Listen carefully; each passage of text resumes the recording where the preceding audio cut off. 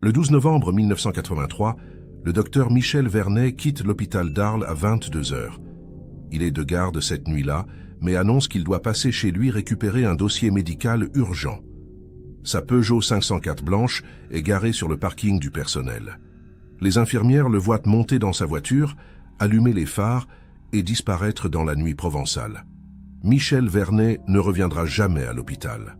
Son véhicule sera retrouvé 3 jours plus tard, porte verrouillée, clé sur le contact garé devant sa propre maison. Aucune trace de lutte, aucun signe d'effraction.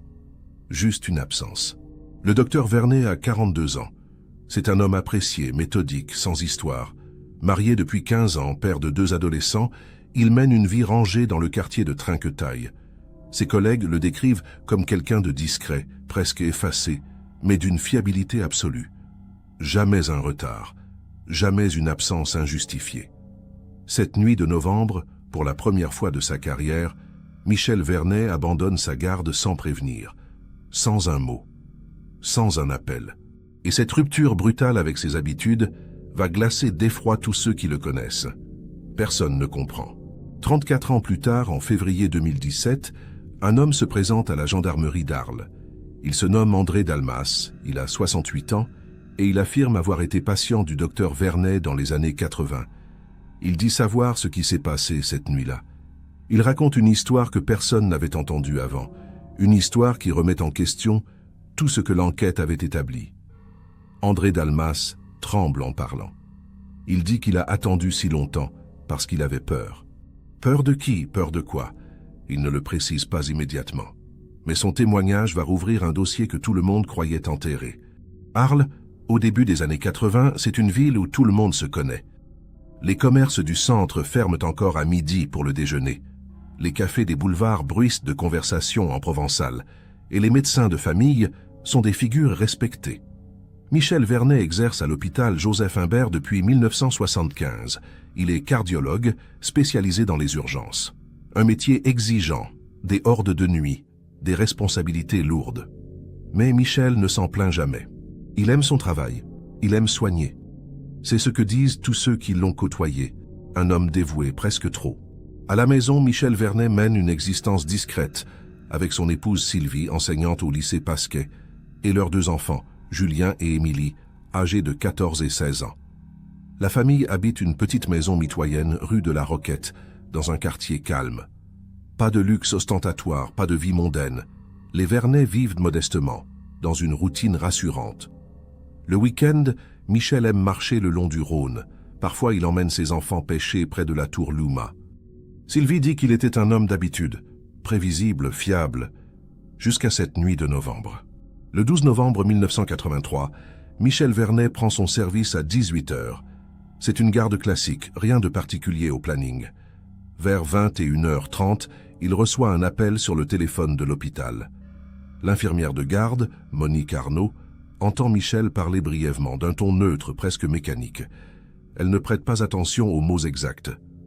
À 22 heures, Michel annonce qu'il doit rentrer chez lui chercher un dossier patient qu'il a oublié. Il dit qu'il reviendra dans une demi-heure. Monique trouve cela inhabituel mais ne s'inquiète pas. Michel est sérieux. Il reviendra. Sauf qu'il ne revient pas. À 23 heures, Monique essaie de le joindre chez lui. Pas de réponse. À minuit, elle appelle Sylvie Vernet, qui décroche, surprise. Sylvie dit que Michel n'est pas rentré. Elle pensait qu'il était toujours à l'hôpital. Un début de panique s'installe. Monique contacte le chef de service puis la direction de l'hôpital. À 1h du matin, Sylvie appelle la gendarmerie. Michel Vernet a disparu quelque part entre l'hôpital et sa maison. Un trajet de 5 minutes en voiture.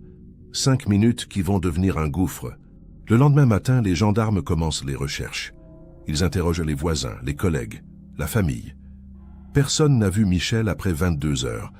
Sa voiture n'est pas sur le parking de l'hôpital, ni devant chez lui. Les enquêteurs vérifient les routes entre les 2 points, les fossés, les chemins de traverse. Rien. Le 15 novembre, 3 jours après la disparition, un automobiliste signale une Peugeot 504 blanche garée devant une maison rue de la Roquette. C'est la voiture de Michel. Elle est là devant chez lui comme s'il était rentré, mais Michel n'est pas à l'intérieur, et il n'est pas non plus dans la maison. Avant de continuer cette histoire troublante, je voulais m'adresser directement à vous. Si vous nous regardez en ce moment, Dites-nous dans les commentaires de quelle ville vous venez. Cela nous aide énormément à comprendre qui nous suit, et ça crée une communauté autour de ces récits d'affaires mystérieuses qui méritent d'être racontés. N'oubliez pas de vous abonner si vous voulez découvrir d'autres enquêtes non résolues comme celle-ci. Et si cette histoire vous intrigue déjà, laissez un like pour nous encourager à continuer à explorer ces zones d'ombre de notre histoire récente. Merci à vous. Et revenons maintenant à Michel Vernet et à cette nuit de novembre. La découverte de la Peugeot 504 devant la maison des Vernet plonge l'enquête dans une confusion totale. Les gendarmes inspectent le véhicule avec minutie. Les portières sont verrouillées. Les clés sont sur le contact. Position arrêt. Aucune trace de lutte à l'intérieur. Le siège conducteur est en position normale, comme si Michel était sorti calmement. Sur la banquette arrière, une sacoche en cuir contenant des documents médicaux, un stéthoscope et un carnet de rendez-vous. Rien ne manque. Rien ne semble déplacé. La voiture est là intacte, mais son propriétaire a disparu. Les enquêteurs fouillent la maison de fond en comble. Sylvie Vernet les autorise à tout inspecter. Les chambres, le garage, le grenier, la cave. Ils cherchent des indices, une lettre, un message, n'importe quoi qui expliquerait cette disparition. Ils ne trouvent rien d'anormal. Les vêtements de Michel sont dans l'armoire, ses affaires personnelles à leur place. Son portefeuille, contenant ses papiers et environ 300 francs, est posé sur la commode de la chambre. Michel n'a rien emporté. Il est parti sans rien, comme s'il avait l'intention de revenir immédiatement. Le dernier à avoir vu Michel Vernet vivant est un collègue infirmier, Patrick Jourdain, qui fumait une cigarette sur le parking de l'hôpital vers 22 heures. Il déclare aux gendarmes avoir vu Michel monter dans sa voiture, démarrer et partir en direction du centre-ville. Patrick n'a rien remarqué d'inhabituel. Michel avait l'air normal, peut-être un peu pressé, mais rien d'alarmant. Patrick termine sa cigarette et retourne à l'intérieur. C'est la dernière image confirmée de Michel Vernet. Un homme montant dans sa voiture, allumant les phares et disparaissant. Les gendarmes interrogent les riverains de la rue de la Roquette. Personne n'a entendu de bruit suspect dans la nuit du 12 au 13 novembre. Personne n'a vu la Peugeot arriver. Une voisine, Madame Ferrier, qui habite juste en face, affirme qu'elle s'est couchée vers 23 heures et que la rue était vide à ce moment-là. Le lendemain matin, vers 7 heures, elle a remarqué la voiture garée devant chez les Vernet, mais elle a pensé que Michel était simplement rentré tard. Elle ne s'est inquiétée de rien. La voiture est donc apparue pendant la nuit, entre 23 heures et 7 heures. Les enquêteurs vérifient l'hypothèse d'un départ volontaire. Ils examinent les finances de Michel Vernet. Aucun retrait bancaire suspect, aucune dette cachée, aucun problème financier. Ils interrogent ses collègues sur son comportement récent. Tous disent la même chose. Michel était comme d'habitude, sérieux, concentré, aucun signe de dépression ou de stress particulier. Sylvie confirme qu'il n'y avait aucun problème dans leur couple, aucune dispute, aucune tension. Michel semblait heureux, ou du moins stable. Rien ne laissait présager une fuite. L'hypothèse d'un enlèvement est alors privilégiée. Mais pourquoi enlever un médecin de province sans demande de rançon? Michel Vernet n'est pas riche, il n'a pas d'ennemis connus, il ne fréquente aucun milieu louche. Les gendarmes explorent la piste criminelle. Ils cherchent d'éventuels patients mécontents, des familles endeuillées qui auraient pu lui en vouloir. Ils épluchent ses dossiers médicaux des derniers mois. Ils interrogent des dizaines de personnes.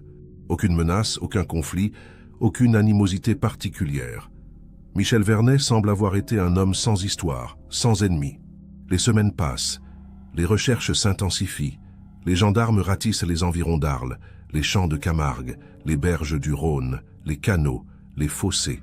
Ils utilisent des chiens, des hélicoptères, des plongeurs pour les zones aquatiques. Ils ne trouvent rien. Pas de corps, pas de vêtements, pas d'objets personnels. Michel Vernet s'est évaporé. Les médias locaux s'emparent de l'affaire. Le Provençal titre « Mystère à Arles ». Un médecin disparaît en pleine garde. Des témoignages affluent, mais aucun n'apporte d'éléments concrets. Des gens croient avoir vu Michel ici ou là, mais rien ne se confirme. Sylvie Vernet, effondrée, lance des appels publics. Elle apparaît à la télévision régionale, suppliant son mari de revenir, suppliant ceux qui savent quelque chose de parler. Ses enfants, Julien et Émilie, vivent un cauchemar. Leur père a disparu sans explication, et personne ne comprend pourquoi. Les mois passent. L'enquête stagne. Les pistes s'épuisent. Les gendarmes continuent de chercher, mais ils avancent à l'aveugle. Michel Vernet est devenu un fantôme. Un homme qui a quitté son travail un soir de novembre et qui n'est jamais revenu. En 1984, un an après la disparition, l'enquête est au point mort. Les gendarmes n'ont aucune explication rationnelle, aucun indice tangible, aucune piste solide. Le dossier reste ouvert, mais il est progressivement relégué au second plan. D'autres affaires, d'autres urgences. Michel Vernet devient une affaire froide, un mystère non résolu. Sylvie refuse de déclarer son mari officiellement décédé. Elle espère toujours qu'il reviendra ou qu'on retrouvera son corps. Elle espère une réponse. N'importe laquelle. Mais les années passent et le silence persiste. Les Vernet tentent tant bien que mal de reconstruire leur vie. Julien et Émilie grandissent avec cette absence inexpliquée, ce trou béant dans leur existence. Sylvie continue d'enseigner, mais elle ne se remet jamais vraiment. Elle garde la maison rue de la Roquette, gardant tout en l'état, comme si Michel pouvait revenir à tout moment. Les collègues de Michel se souviennent de lui avec tristesse. Certains pensent qu'il a été victime d'un crime. D'autres imaginent qu'il a choisi de partir, pour des raisons qu'on ne connaîtra jamais. Personne ne sait. Et cette incertitude est pire que tout. Pendant 34 ans, l'affaire Michel Vernet reste dans les limbes, un dossier poussiéreux dans les archives de la gendarmerie d'Arles. Un nom dans les registres des personnes disparues. Une histoire que les anciens du quartier racontent encore parfois, avec un frisson. Et puis en février 2017, tout change. André Dalmas se présente à la gendarmerie. Il dit qu'il doit parler. Il dit qu'il sait quelque chose. Quelque chose qu'il aurait dû dire il y a 34 ans. Les gendarmes l'écoutent, intrigués, et ce qu'il raconte va tout remettre en question. André Dalmas a 68 ans. C'est un retraité qui a travaillé toute sa vie comme mécanicien dans un garage d'Arles. Il vit seul dans un petit appartement du quartier de Bariol. Il marche difficilement, aidé d'une canne. Quand il entre dans les locaux de la gendarmerie ce matin de février 2017, il semble nerveux, presque apeuré. Il demande à parler à un enquêteur en charge des affaires anciennes. On le fait patienter, puis on le conduit dans un bureau. Il commence à parler, et son récit va bouleverser tout ce qu'on croyait savoir sur la disparition de Michel Vernet. André Dalmas explique qu'il a été patient du docteur Vernet entre 1981 et 1983. Il souffrait de problèmes cardiaques, et Michel le suivait régulièrement à l'hôpital Joseph Imbert. André décrit Michel comme un médecin attentif, humain, qui prenait le temps d'écouter ses patients. Ils avaient développé une certaine proximité, une relation de confiance. André dit qu'il admirait Michel, qu'il le trouvait différent des autres médecins, moins distant. Mais André révèle aussi quelque chose d'inattendu. En novembre 1983, il a vu Michel Vernet la nuit de sa disparition, et il n'en a jamais parlé à personne. Selon André, le soir du 12 novembre 1983, il se trouvait près du pont de Trinquetaille, vers 22h30. Il était sorti faire une promenade pour se calmer après une dispute avec sa compagne de l'époque. Il marchait le long du quai, fumant une cigarette, quand il a vu une Peugeot 504 blanche s'arrêter brutalement sur le bas-côté, une cinquantaine de mètres devant lui. Il a reconnu la voiture du docteur Vernet. Il connaissait bien ce véhicule. Michel venait parfois au garage où André travaillait pour de petites réparations. André s'est approché, intrigué. Il dit avoir vu Michel Vernet descendre de la voiture, l'air agité. Michel regardait autour de lui, comme s'il cherchait quelque chose ou quelqu'un. André était sur le point de l'interpeller quand une autre voiture, une berline sombre, s'est arrêtée juste derrière la Peugeot. 2 hommes en sont descendus. André ne peut pas décrire leur visage avec précision. Il faisait nuit, l'éclairage public était faible. Mais il se souvient qu'ils portaient des vestes sombres, des pantalons classiques. Ils ont parlé avec Michel. André était trop loin pour entendre la conversation, mais il a vu les gestes. Michel semblait tendu. André affirme que l'échange a duré à peine 2 minutes.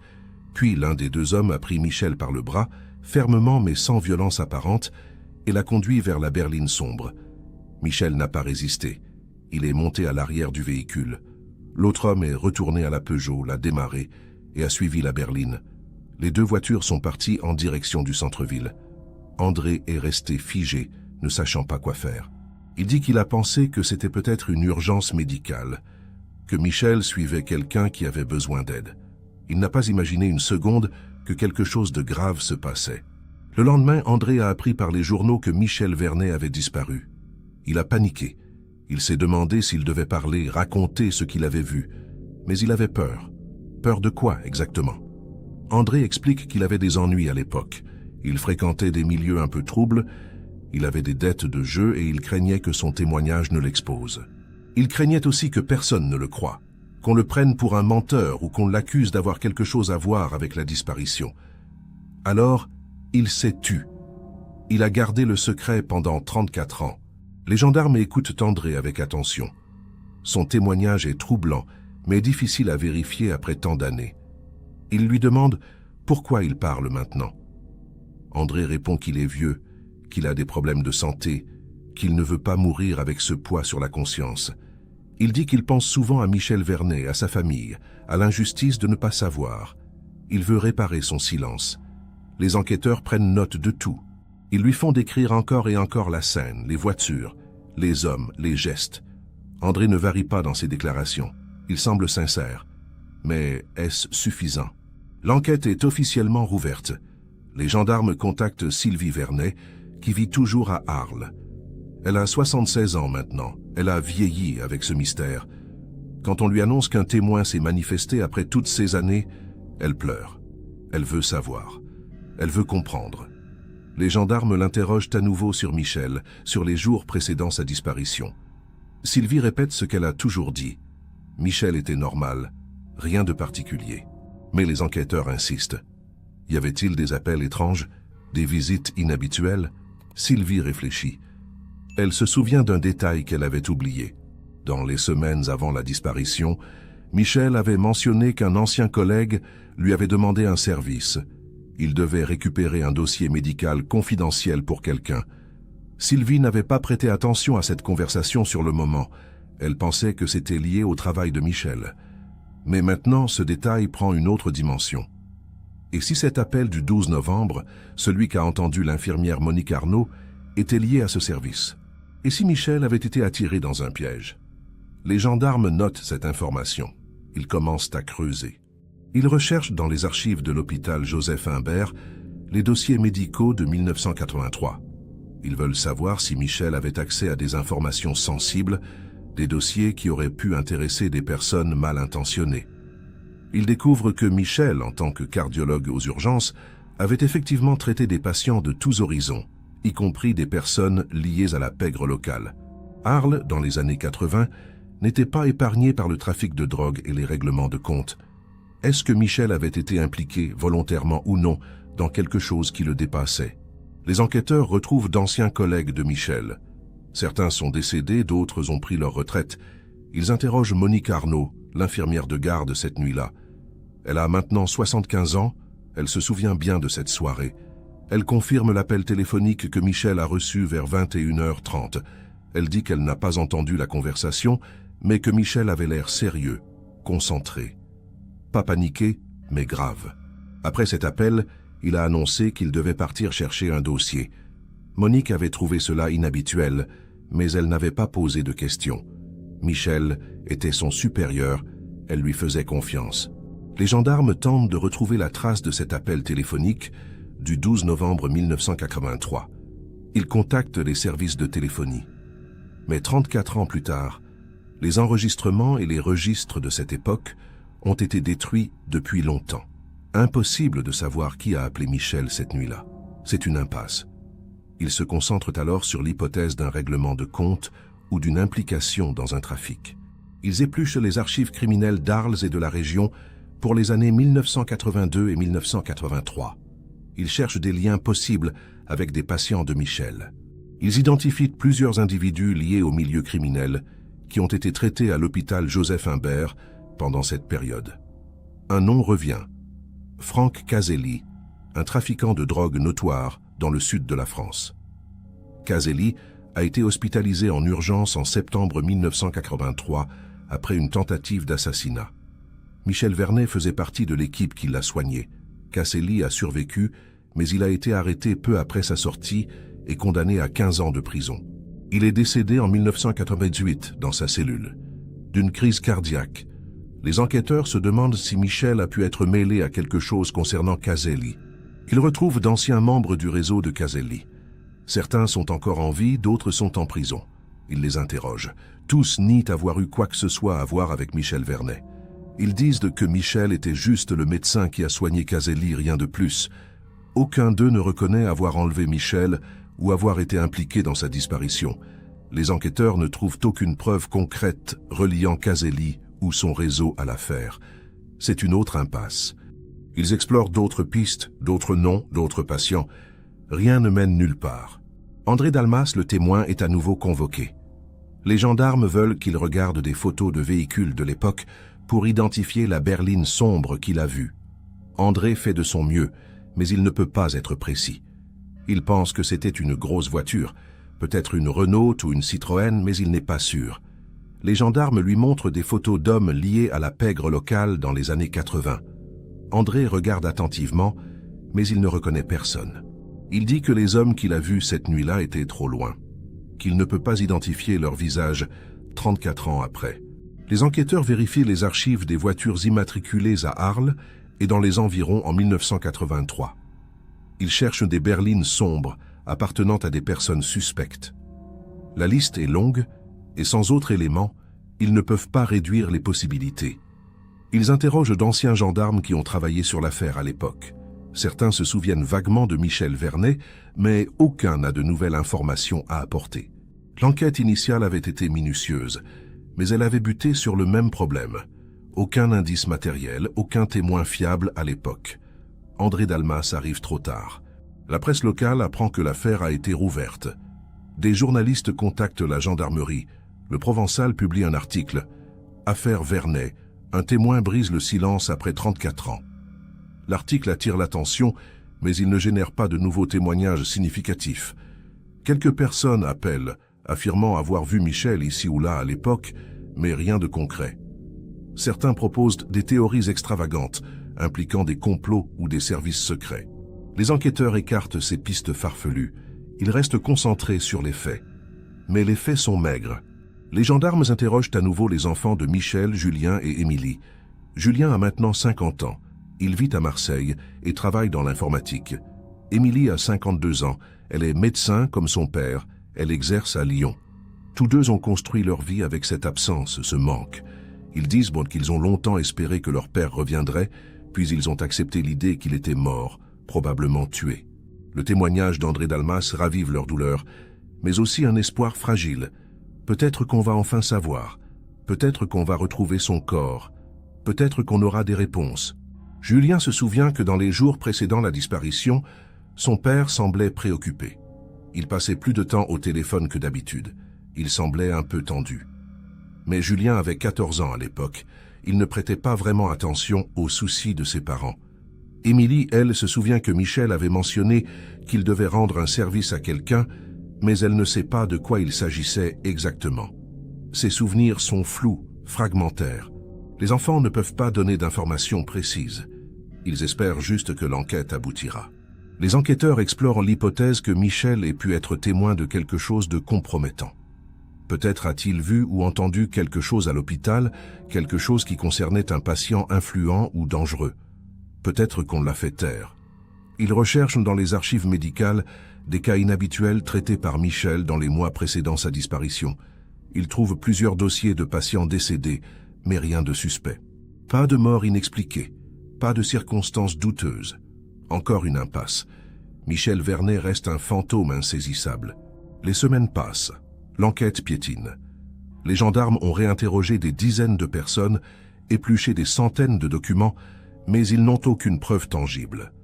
Le témoignage d'André Dalmas est leur seul élément nouveau, et il est invérifiable. Aucun autre témoin ne s'est manifesté pour confirmer avoir vu la scène près du pont de Trinquetaille. Aucune trace matérielle n'a été retrouvée. Pas de corps, pas de vêtements, pas d'objets. Michel Vernet est toujours porté disparu. L'affaire reste ouverte, mais elle semble vouée à rester non résolue. Les enquêteurs ne baissent pas les bras, mais ils savent que sans nouvelles révélations, ils ne progresseront pas. Sylvie Vernet, épuisée par cette nouvelle vague d'espoir et de déception, déclare aux journalistes qu'elle veut juste savoir où est son mari. Elle veut pouvoir le pleurer dignement, l'enterrer, tourner la page. Elle ne croit plus qu'il soit vivant quelque part. Elle veut juste la vérité, mais la vérité semble inaccessible. Les gendarmes continuent leurs recherches, mais l'affaire retombe peu à peu dans le silence. Encore une fois, Michel Vernet devient une ombre, un mystère qui refuse de se résoudre. Et puis, en juin 2017, 4 mois après le témoignage d'André Dalmas, quelque chose d'inattendu se produit. Le 18 juin 2017, un randonneur se promène dans la forêt de Montmajour, à une dizaine de kilomètres au nord-est d'Arles.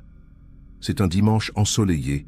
Le randonneur, un certain Luc Thibault, aime explorer les chemins peu fréquentés. Il s'enfonce dans une zone boisée dense, loin des sentiers balisés.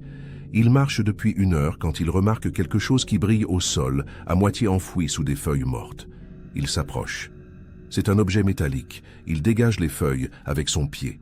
C'est une plaque d'immatriculation de voiture, ancienne, rouillée, à moitié rongée par le temps. Luc Thibault ramasse la plaque. Il peut encore lire le numéro. 2547 TN13. Il ne sait pas pourquoi, mais il sent que c'est important. Il prend son téléphone, cherche le numéro de la gendarmerie locale et signale sa découverte. Les gendarmes lui demandent de rester sur place. Ils envoient une patrouille. En moins d'1 heure, des enquêteurs arrivent sur les lieux. Ils examinent la plaque. Ils lancent une vérification dans les bases de données. Le résultat tombe. Cette plaque appartenait à la Peugeot 504 blanche de Michel Vernet, celle qui avait été retrouvée devant sa maison en 1983. Les gendarmes fouillent immédiatement les environs. Ils quadrillent la zone, mètre par mètre. Ils utilisent des détecteurs de métaux, des chiens. Ils cherchent d'autres objets, des indices, peut-être même un corps. À 50 mètres de l'endroit où la plaque a été trouvée, ils découvrent des fragments métalliques rouillés, des morceaux de carrosserie, des bouts de pare-choc. Ils trouvent aussi des restes de pneus, complètement décomposés. Tout indique qu'une voiture a été abandonnée ici, puis démantelée ou brûlée. Mais où est le reste du véhicule? Et surtout, où est Michel Vernet? Les fouilles continuent pendant plusieurs jours. Les gendarmes étendent le périmètre de recherche. Ils amènent des engins de terrassement pour creuser le sol à certains endroits suspects. Ils trouvent d'autres débris de voitures, mais rien qui ressemble à des restes humains. Pas d'ossements, pas de vêtements, rien. Michel Vernet n'est pas là. La découverte de la plaque relance l'affaire, mais elle n'apporte pas la réponse espérée. Elle pose même de nouvelles questions. Comment la plaque de la Peugeot de Michel s'est-elle retrouvée dans cette forêt, à des kilomètres de l'endroit où la voiture avait été retrouvée en 1983? Les enquêteurs réexaminent le dossier de 1983. À l'époque, la Peugeot 504 avait été retrouvée devant la maison de Michel, apparemment intacte. Les gendarmes l'avaient inspectée, puis rendue à la famille Vernet. Sylvie l'avait gardée pendant quelques années, puis elle l'avait vendue au début des années 90 à un ferrailleur local. Les enquêteurs retrouvent la trace de cette vente. Le ferrailleur, un certain Georges Mallet, a fermé son commerce en 2005 et est décédé en 2010. Impossible de l'interroger. Mais son fils Patrick Mallet se souvient vaguement de cette Peugeot. Patrick Mallet, 55 ans, tient maintenant un garage à Fontvieille. Il raconte aux gendarmes que son père achetait souvent des épaves pour les démanteler et revendre les pièces. La Peugeot 504 de Vernet n'avait rien de spécial. Elle était en bon état quand ils l'ont achetée. Georges Mallet l'a gardée quelque temps, puis il l'a vendue à un acheteur dont Patrick ne se souvient pas du nom. Il dit que son père tenait des registres, mais que tout a été jeté après sa mort. Patrick ne peut pas donner plus d'informations. Encore une piste qui se referme. Les enquêteurs se demandent si la plaque trouvée dans la forêt provient bien de la voiture de Michel, ou si c'est une fausse piste.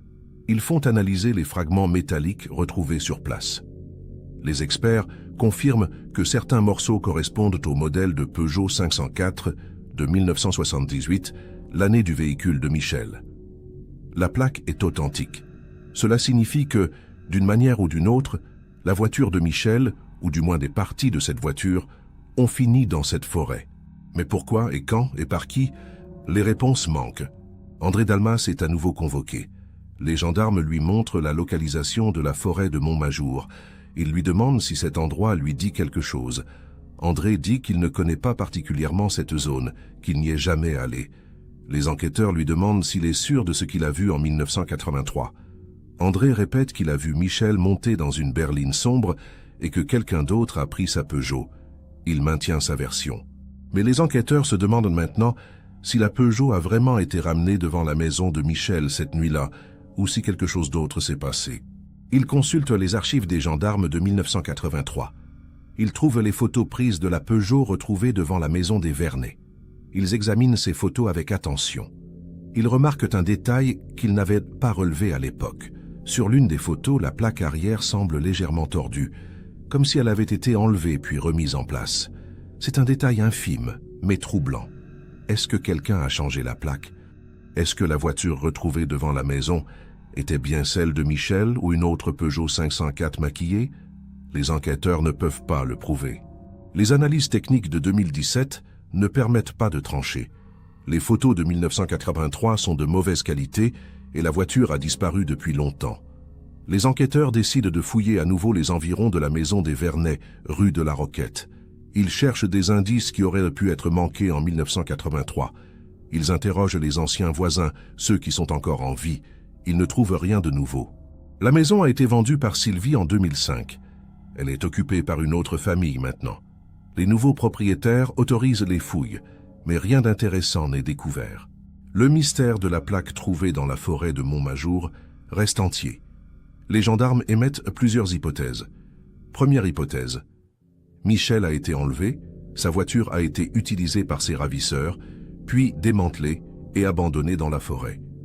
Deuxième hypothèse, la voiture retrouvée devant la maison en 1983 n'était pas celle de Michel, mais une autre voiture similaire maquillée pour faire croire à un retour. Troisième hypothèse, Michel a été tué ailleurs, et des éléments de sa voiture ont été dispersés pour brouiller les pistes. Aucune de ces hypothèses n'est prouvée. Les enquêteurs décident de creuser plus profondément dans l'entourage professionnel de Michel Vernet. Ils interrogent à nouveau ses anciens collègues en insistant sur les dossiers médicaux confidentiels que Michel aurait pu manipuler. Une infirmière retraitée, Janine Leclerc, se souvient alors d'un détail qu'elle avait oublié. Elle dit qu'en octobre 1983, un homme bien habillé était venu à l'hôpital demander à parler à Michel. Il n'avait pas rendez-vous, mais il insistait. Michel avait accepté de le recevoir dans son bureau. Janine ne sait pas de quoi ils ont parlé, mais Michel semblait contrarié après cet entretien. Les gendarmes demandent à Janine de décrire cet homme. Elle dit qu'il avait la cinquantaine, cheveux grisonnants, costume sombre, allure respectable. Elle ne se souvient pas de son nom, et il n'y a aucune trace de cette visite dans les registres de l'hôpital. Janine dit qu'elle avait trouvé cela bizarre à l'époque, mais qu'elle n'y avait plus repensé jusqu'à aujourd'hui. Les enquêteurs cherchent à identifier cet homme. Ils montrent à Janine des photos d'hommes influents ou liés au milieu criminel de l'époque. Elle ne reconnaît personne. Encore une piste qui reste floue. Les gendarmes explorent une autre piste. Michel Vernet aurait-il pu être impliqué, malgré lui, dans un trafic de médicaments ou de faux certificats médicaux? Dans les années 80, ce type de trafic existait, surtout lié aux stupéfiants et aux arrêts de travail frauduleux. Ils recherchent dans les archives s'il y a eu des affaires de ce genre à Arles à cette époque. Ils trouvent quelques cas, mais rien qui lie directement Michel. Aucun de ses anciens patients n'a été impliqué dans ce genre de trafic. Michel semble avoir été un médecin irréprochable, sans aucune zone d'ombre connue. En août 2017, un autre élément surgit. Un ancien détenu, Roger Blanc, écrit aux gendarmes depuis sa prison. Il purge une peine pour trafic de drogue. Il dit qu'il a des informations sur Michel Vernet. Les enquêteurs se rendent le voir. Roger Blanc, 63 ans, a passé la majeure partie de sa vie en prison. Il dit qu'il connaissait Franck Caselli, le trafiquant soigné par Michel en 1983. Roger affirme que Caselli avait parlé de Michel avant de mourir. Selon Roger, Caselli aurait dit que Michel avait été supprimé parce qu'il en savait trop sur un trafic de faux certificats d'expertise médicale. Les gendarmes écoutent Roger avec scepticisme. Roger n'a aucune preuve de ce qu'il avance. Il dit qu'il a entendu Caselli en parler en prison, mais il ne peut pas donner plus de détails. Roger espère peut-être une réduction de peine en échange de son témoignage, ou il cherche juste à attirer l'attention. Les enquêteurs vérifient ses déclarations. Ils consultent les archives de la prison où Caselli est mort en 1998. Ils interrogent d'autres détenus qui étaient avec lui à l'époque. Personne ne confirme les propos de Roger. C'est encore une impasse. Roger Blanc semble avoir inventé cette histoire. Les mois passent. L'enquête s'enlise à nouveau. Les gendarmes ont exploré toutes les pistes possibles. Ils ont interrogé des dizaines de personnes, analysé des centaines de documents, fouillé des terrains entiers. Ils n'ont pas retrouvé le corps de Michel Vernet. Ils n'ont pas identifié ses ravisseurs. Ils n'ont pas de preuves tangibles. Le témoignage d'André Dalmas reste leur seul élément solide et il n'est pas suffisant pour résoudre l'affaire. La découverte de la plaque dans la forêt de Montmajour a relancé l'espoir, mais elle a aussi ajouté de nouvelles interrogations sans réponse. Sylvie Vernet décède en novembre 2017, à l'âge de 76 ans. Elle n'aura jamais su ce qui est arrivé à son mari. Elle est enterrée au cimetière de Trinquetaille, aux côtés d'une stèle symbolique pour Michel, même si son corps n'a jamais été retrouvé. Julien et Émilie continuent d'espérer qu'un jour, une nouvelle information émergera. Ils ont créé un site internet dédié à la mémoire de leur père, invitant toute personne ayant des informations à se manifester. Ils reçoivent parfois des messages, mais rien de concret.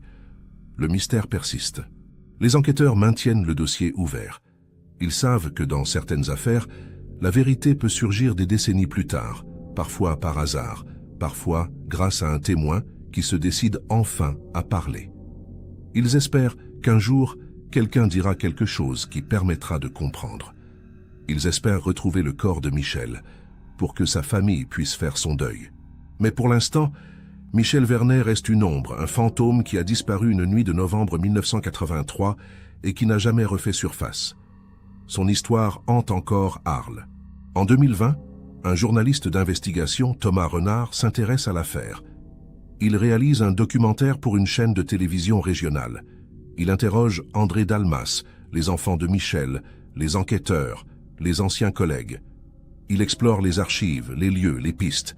Son documentaire, diffusé en mars 2021, relance brièvement l'intérêt médiatique.